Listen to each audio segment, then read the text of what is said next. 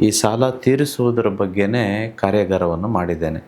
ಈ ಬ್ಲೂ ಪ್ರಿಂಟನ್ನು ತೆಗೆದುಕೊಂಡಿದ್ದಾರೆ. ತುಂಬ ಜನಕ್ಕೆ ಇದು ಉಚಿತವಾಗಿ ಕೊಡುವಂಥದ್ದು. ಸೊ ಮುಂಬರುವ ವರ್ಕ್‌ಶಾಪ್‌ನಲ್ಲೂ ಯಾರ್ಯಾರು ಕಾರ್ಯಾಗಾರಕ್ಕೆ ಬರ್ತಿದ್ದಾರೋ ಅವರಿಗೆ ಇದನ್ನೆಲ್ಲ ಎಕ್ಸ್‌ಪ್ಲೈನ್ ಮಾಡಿ, ಅರ್ಥ ಮಾಡಿಸಿ, ಹೇಗೆ ಮಂತ್ರತಂತ್ರಗಳನ್ನು ಮಾಡಬೇಕು, ಯಾವ ಕೆಲಸಗಳನ್ನು ಮಾಡಬೇಕು, ಬಿಸ್ನೆಸ್ ಹೇಗೆ ಮಾಡಬೇಕು, ಹೇಗೆ ಹೆಚ್ಚು ಲಾಭವನ್ನು ಮಾಡುವಂಥದ್ದು, ಹೇಗೆ ಸಾಲ ಮುಕ್ತರಾಗಬೇಕು ಅಂತಂದರೆ ಏನೆಲ್ಲ ಕ್ರಿಯೆಗಳನ್ನು ಮಾಡೋದಿದೆ, ವಿಶ್ವಕ್ರಿಯೆಗಳನ್ನು, ಇದೆಲ್ಲವನ್ನು ನಾನು ಇದಕ್ಕೂ ಮುಂಚೆ ಹೇಳ್ಕೊಟ್ಟಿದ್ದೇನೆ. ಮುಂಬರುವ ವರ್ಕ್‌ಶಾಪಲ್ಲೂ ಎಕ್ಸ್ಕ್ಲೂಸಿವ್ ಆಗಿ ಸಾಲದ ಕಾರ್ಯಾಗಾರವಾಗಿರೋದಕ್ಕೆ ಇದ್ರ ಬಗ್ಗೆ ಹೇಳ್ಕೊಡ್ತೇನೆ.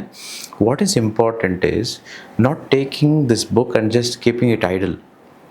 ಈ ಪುಸ್ತಕವನ್ನು ತೆಗೆದುಕೊಂಡೋಗಿ ಸುಮ್ಮನೆ ಮನೆಯಲ್ಲಿ ಇಟ್ಕೊಂಡು ಬಿಟ್ಟರೆ ಸಾಲ ಎಲ್ಲ ತೀರೋಗೋದಿಲ್ಲ. ಬಟ್ ಇದರಲ್ಲಿ ಏನಿದೆಯೋ ಅದನ್ನು ಮಾಡಿದಾಗ ಮಾತ್ರ ಪ್ರಯೋಜನ ಆಗುತ್ತೆ. ನೋಡಿ, ತುಂಬ ಜನ ನಮಗೆ ಹ್ಯಾಬಿಟ್ ಇದೆ, ರಾಮ ರಾಮ ಅಂತ ಕೋಟಿ ಸಲ ಬರೀತೇವೆ. ನೀವು ನನಗೆ ಹೇಳಿ, ರಾಮ ರಾಮ ರಾಮ ಅಂತ ಕೋಟಿ ಸಲ ಬರೆಯೋ ಕಾರಣಕ್ಕೆ ರಾಮ ಬಂದು ಸಹಾಯ ಮಾಡ್ತಾನ?